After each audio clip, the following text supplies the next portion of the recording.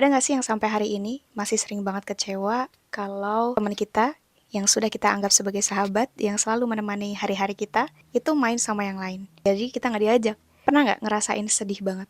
Padahal kita sering main sama dia, minta tolong sama dia, dan dia pun begitu juga.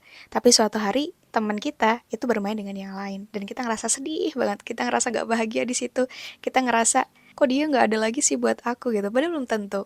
Dan kita harus menyadari bahwa setiap manusia itu juga bebas berteman dengan siapa aja, bebas bersilaturahmi dengan siapa aja. Teman kita itu bisa jadi teman orang lain juga. Jadi, kenapa hal seperti ini bisa terjadi? Itu karena kita menaruh kebahagiaan pada sesuatu yang tidak bisa kita kendalikan. Sehingga ketika kita mengharapkan sesuatu dan harapan itu tidak sesuai atau tidak terrealisasi, kita akan ngerasa sedih banget.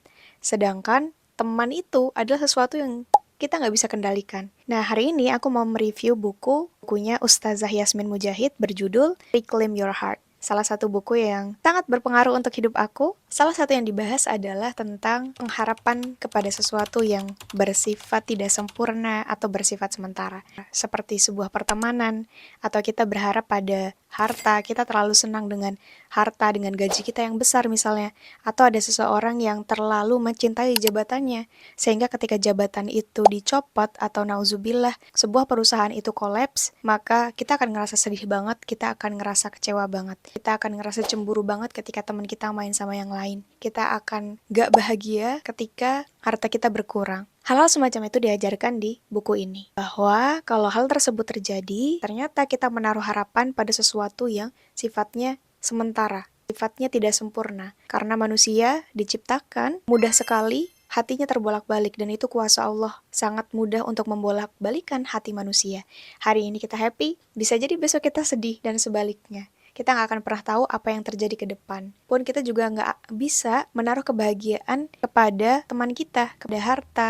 Karena mereka tidak diciptakan untuk menanggung kebahagiaan kita. Ada analogi yang bagus dalam buku ini, bahwa ketika kita bersandar pada ranting, dan ranting itu patah, kita nggak bisa nyalahin ranting tersebut. Karena apa? Karena ranting tidak diciptakan untuk menahan beban kita. Yang bisa menahan beban kita, yang bisa memenuhi segala keinginan kita, hanya Allah Subhanahu wa Ta'ala. Dan mulai hari ini kita perlu evaluasi kepada siapa kita bersandar. Ataukah kepada ranting yang rapuh itu, yang mudah patah, atau kepada harta kita? Ada resep ketidakbahagiaan yang dijelaskan buku ini. Dua resep ini adalah resep ketidakbahagiaan. Yang pertama, adanya harapan. Yang kedua, menaruh harapan tersebut pada hal-hal yang sifatnya sementara. Kalau kamu pengen gak bahagia, silakan terapkan dua tips ketidakbahagiaan ini. Nah, sampai saat ini kita masih sering banget atau tidak sadar menaruh kebahagiaan pada sesuatu yang sifatnya sementara. Yang sebenarnya diciptakan itu tidak untuk menahan beban kita.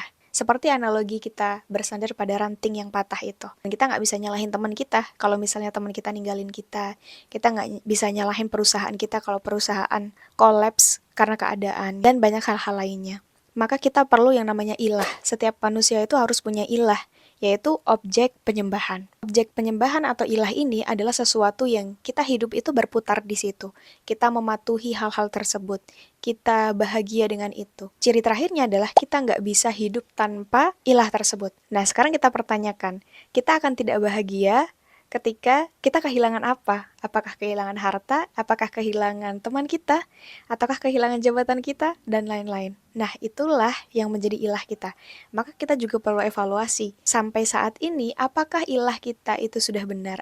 Apakah kita sudah memilih objek penyembahan itu dengan benar? Pada sesuatu yang kekal, pada sesuatu yang maha kuat, pada zat yang maha baik, yang maha segalanya. Maka dalam buku ini kita dijelaskan, maka kita perlu mengosongkan bejana di dalam hati kita. Ketika kita terlalu menaruh sesuatu yang sifatnya tidak sempurna, sesuatu yang bersifat sementara itu di dalam hati kita, ketika kita kehilangan hal tersebut, kita akan sedih banget. Makanya kita perlu mengosongkan hal-hal lain yang sifatnya duniawi, yang sifatnya sementara, sehingga kita bisa mengisinya dengan Allah. Karena ketika kita tidak mengosongkan bejana kita, ketika bejana kita masih penuh dengan hal-hal duniawi seperti harta, pacar, jabatan, oleh teman, atau bahkan hawa nafsu, kita bayangin aja, kalau bejana penuh ya tidak akan bisa diisi gitu. Makanya kita perlu mengosongkan bejana kita, dan di hati kita hanya diisi oleh Allah Subhanahu wa Ta'ala. Aku simpulkan, yang pertama, Jangan menaruh kebahagiaan pada sesuatu yang sifatnya sementara, yang tidak bisa kita kendalikan, dan yang tidak kekal. Yang kedua, ada resep ketidakbahagiaan.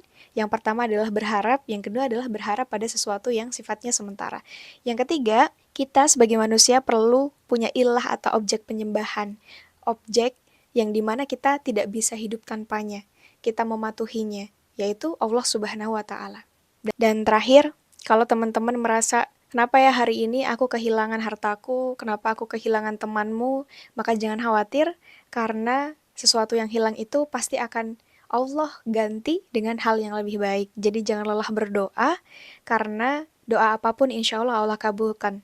Entah dikabulkan sekarang, entah ditunda, atau entah dikabulkan tapi dengan hal yang lebih baik. Selamat membaca buku ini dan mungkin ini menjadi part 1 karena banyak sekali yang bisa dibagikan dari buku ini. Sampai bertemu di review buku selanjutnya. Assalamualaikum warahmatullahi wabarakatuh. Dadah!